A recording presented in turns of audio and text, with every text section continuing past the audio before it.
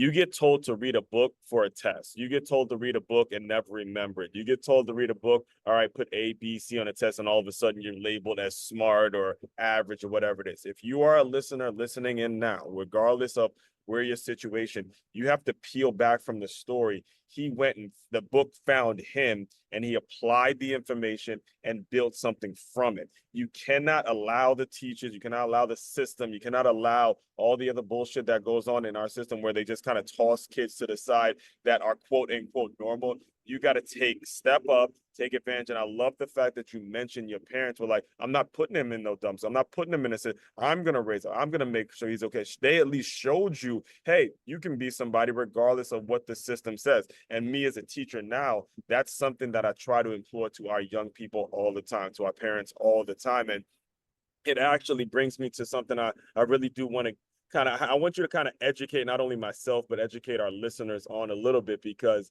you have I guess you can call it a passion project today, listening to you for the first time.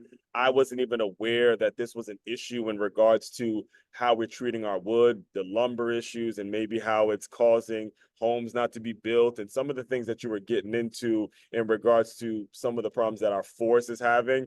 I really want you to kind of dive into that a little bit just to not only educate myself, but educate the listeners about something that you're obviously very passionate about. You saw your dad do it and you made it a point to say, hey, I'm going to put my name behind a lot of the work that's going on in the wood, like in the forest and the wrongdoings, I should say, that's going on in the forest and how we treat our wood. So again, the floor is yours, man.